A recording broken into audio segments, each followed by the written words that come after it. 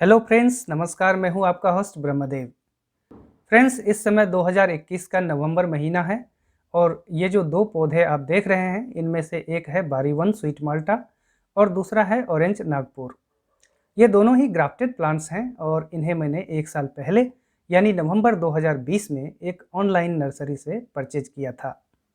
उस समय मैंने इन प्लांट्स की अनबॉक्सिंग का एक वीडियो आपके साथ शेयर किया था और यह भी बताया था कि किस तरह बारी 1 माल्टा मौसम्बी का एक बेहतर विकल्प साबित हो सकता है। मैंने दोनों ही प्लांट्स को पहले 8 इंच वाले प्लास्टिक पॉट में लगाया था और हाल ही में इन्हें 12 इंच वाले प्लास्टिक पॉट में शिफ्ट किया है।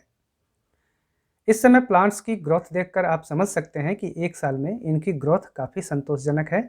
एक साल पहले जब ये पौधे कुरियर के द्वारा मुझ तक पहुँचे थे तब इनकी हाइट बमुश्किल 1 से 1.5 फीट के बीच थी, लेकिन अब इनकी हाइट 3 से 4 फीट के बीच तक पहुंच चुकी है। तो यह एक अपडेट वीडियो है आप लोगों के लिए। माल्टा और ऑरेंज में फ्लावरिंग का समय मार्च अप्रैल होता है, यानी जब बसंत की शुरुआत होती है। चूँकि ये ग्राफ्टेड प्लांट्स हैं इसलिए इस साल के मार्च महीने में इनमें फ्लावर्स आ गए थे, जबकि इनको लगाए हुए सिर्फ 5-6 महीने ही हुए थे। हालांकि उन फ्लावर्स को मैंने हटा दिया था क्योंकि फल लेने से पहले प्लांट का मजबूत होना ज़रूरी है। तो इस वीडियो में मैं आपको बताऊंगा कि ऑरेंज नागपुर और बारी 1 माल्टा के प्लांट्स को ऑनलाइन परचेज करने के बाद मैंने उन्हें पॉट में कैसे ट्रांसफ़र किया, किस तरह का पॉटिंग मिक्स लिया और उनकी शुरुआती देखभाल कैसे की। जैसा कि आप देख सकते हैं मैंने पौधे के साथ टैग लगा कर रखा है। इसमें प्लांट्स के नाम के साथ उसे लगाने का वर्ष और महीना भी दर्ज किया है। इससे काफ़ी सहूलियत होती है। आप पौधों के क्रमवार विकास पर अपनी नज़र रख सकते हैं और पौधों की पहचान में भी कोई भूल चूक नहीं होती है, खासकर तब जब दो अलग अलग पौधे एक ही फैमिली से आते हों। फ्रेंड्स, अब मैं आपको एक साल पीछे लेकर चलता हूँ, जब इन प्लांट्स को मैंने पॉट में ट्रांसफ़र किया था। बारी 1 माल्टा और ऑरेंज नागपुर एक ही फैमिली के दो अलग अलग प्लांट्स हैं, इसलिए इनकी देखभाल संबंधी ज़रूरतें भी एक जैसी ही हैं। प्लांट्स परचेज करने के बाद आप देखेंगे कि ग्राफ्टिंग वाले हिस्से अभी भी ग्राफ्टिंग टेप से कवर्ड हैं। इसे अभी खोलने की ज़रूरत नहीं है। प्लांट को रिपोर्ट करने के बाद जब प्लांट में नई ग्रोथ की शुरुआत होने लगेगी तब इस टेप को ज़रूर हटा देना चाहिए। आगे मैं यह भी करके आपको दिखाऊंगा। फिलहाल प्लांट के रूट बॉल को प्लास्टिक पॉट से बाहर निकाल लेते हैं। प्लांट्स अभी थोड़े बुझे बुझे से दिख रहे होंगे। इसका कारण यह है कि ऑनलाइन परचेज किए हुए प्लांट्स 5-7 दिनों तक बिना रोशनी के बंद डब्बों में ट्रैवल करते हैं।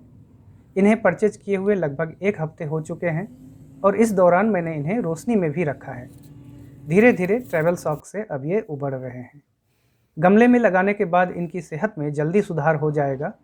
चूँकि इन प्लांट्स की हाइट अभी कम है इसलिए इन्हें मैं 8 इंच के प्लास्टिक पॉट में लगाऊंगा।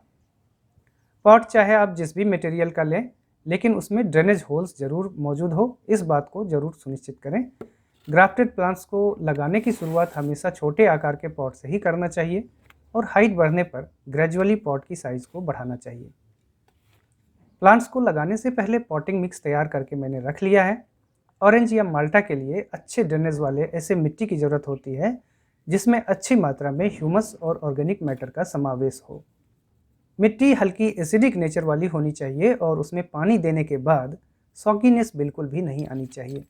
मिट्टी में पानी का ठहराव इन सिट्रस प्लांट्स के लिए किलर साबित हो सकता है। मैंने जो पॉटिंग मिक्स लिया है उसका कंपोजिशन मैं आपको बता देता हूँ।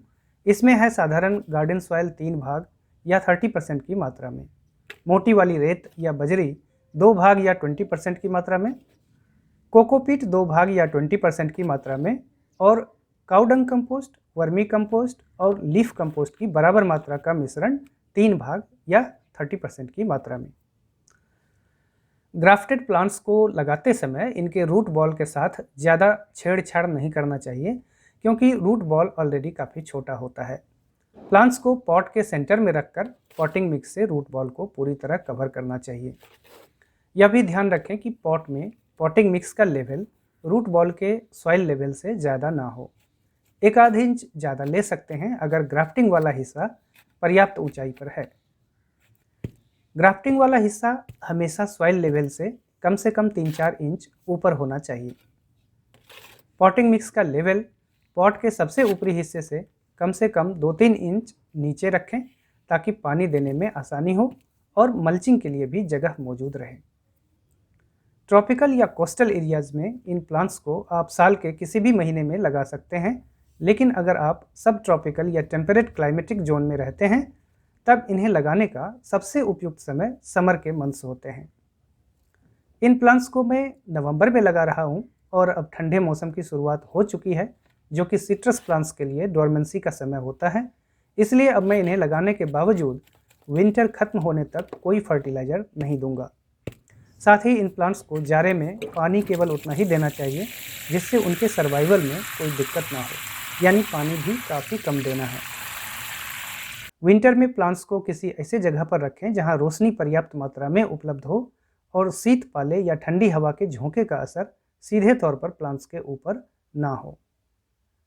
जाड़े में प्लांट्स के डोरमेंट होने के कारण किसी भी तरह के ग्रोथ की अपेक्षा नहीं करना चाहिए।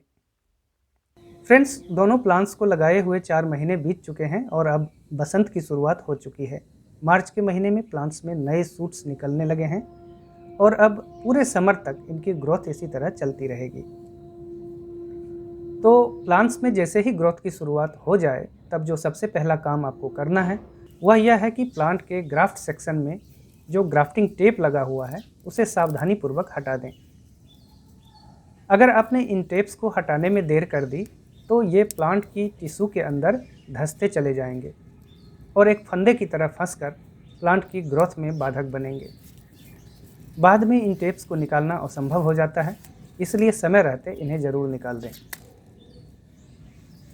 प्लांट्स में ग्रोथ की शुरुआत होने के बाद इन्हें फर्टिलाइज़र और पानी रेगुलर बेसिस पर देना ज़रूरी होता है। ग्रोथ के शुरुआती चरण में हर महीने नाइट्रोजन रिच फर्टिलाइज़र देना चाहिए ताकि पौधा ज़्यादा हरा भरा और घना बना रहे और उसमें मजबूती आए। नाइट्रोजन रिच ऑर्गेनिक फर्टिलाइज़र के बारे में विस्तार से जानने के लिए स्क्रीन के ऊपर जो वीडियो लिंक दिख रहा है उस पर आप क्लिक करें। फ्रेंड्स, मार्च अप्रैल के महीनों में ऑरेंज और माल्टा में फ्लावरिंग होती है। आप देख सकते हैं अप्रैल के शुरुआत में ऑरेंज के इस प्लांट में फ्लावर्स आने के बाद फ्रूट्स भी लग चुके हैं, लेकिन अभी इस प्लांट को लगाए हुए सिर्फ 5 महीने ही हुए हैं, इसलिए इनसे फ्रूट्स लेना इनकी सेहत के लिए ठीक नहीं होगा। तो मैं इन सभी फ्लावर्स और फ्रूट्स को प्लांट से हटा देता हूँ। जब इनकी उम्र कम से कम 1 साल की हो जाएगी तब इनसे फ्रूट्स लिया जा सकता है। अब नवंबर का महीना फिर से आ चुका है और प्लांट की हाइट काफ़ी बढ़ चुकी है। 1 साल बाद इन प्लांट्स को बड़े प्लांटर में शिफ्ट करना ज़रूरी हो गया है। मैंने 12 इंच वाले ऐसे प्लास्टिक पॉट्स को लिया है जिसके बेस में बहुत सारे ड्रेनेज होल्स हैं। पॉटिंग मिक्स के बारे में मैं आपको पहले ही बता चुका हूँ। पॉटिंग मिक्स में आप रॉक फॉस्फेट या स्टीम्ड बोन मील या प्रॉम फर्टिलाइज़र भी ऐड कर लें ताकि प्लांट को फॉस्फोरस पर्याप्त मात्रा में मिले और आने वाले वसंत में उनमें अच्छी फ्लावरिंग हो। अब पॉट की कैपेसिटी प्लांट के हाइट को मैच कर रही है और आने वाले अगले 2 साल तक पॉट को चेंज करने की ज़रूरत नहीं पड़ेगी। प्लांट को रिपॉट करने के बाद एक और काम जो आप कर सकते हैं वह है प्लांट के तने के ऊपर बॉर्डे पेस्ट का एप्लीकेशन। बॉर्डे पेस्ट बनाने के लिए आपको 2 चीज़ों की ज़रूरत पड़ेगी। पहला है कॉपर सल्फेट, जिसे तूतिया भी कहा जाता है, और दूसरी चीज़ है बुझा हुआ चूना या कैल्शियम हाइड्रोक्साइड, जिसका उपयोग पान में होता है। इन दोनों चीज़ों को 2:1 रेशियो में लेना है, यानी जितना कॉपर सल्फेट आप लेंगे उसका आधा चूना लेना है और पानी के साथ इसका पेस्ट बनाकर प्लांट के निचले हिस्से से लेकर ऊपर 1-1.5 फीट तक, जिनमें ग्राफ्ट एरिया भी शामिल हो, अच्छी तरह ब्रश की मदद से अप्लाई करना है। इससे स्टेम बोरर या फंगल इन्फेक्शन से पौधों को बचाने में मदद मिलती है। विंटर में सिट्रस प्लांट्स की मल्चिंग जरूर करनी चाहिए। इसके लिए लगभग 2-3 इंच का एक मल्चिंग लेयर प्लांट के चारों ओर की मिट्टी के ऊपर डालना चाहिए।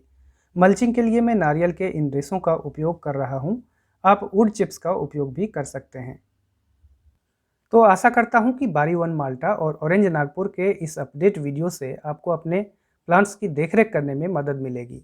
अपनी पसंदगी जाहिर करने के लिए कृपया लाइक बटन को प्रेस करें और गार्डनिंग से रिलेटेड इसी तरह के ढेरों इंटरेस्टिंग वीडियोस को देखने के लिए सिटी गार्डनिंग चैनल को जरूर सब्सक्राइब कर लें। प्रश्न पूछने के लिए आप नीचे कमेंट सेक्शन का उपयोग कर सकते हैं। Thank you for watching.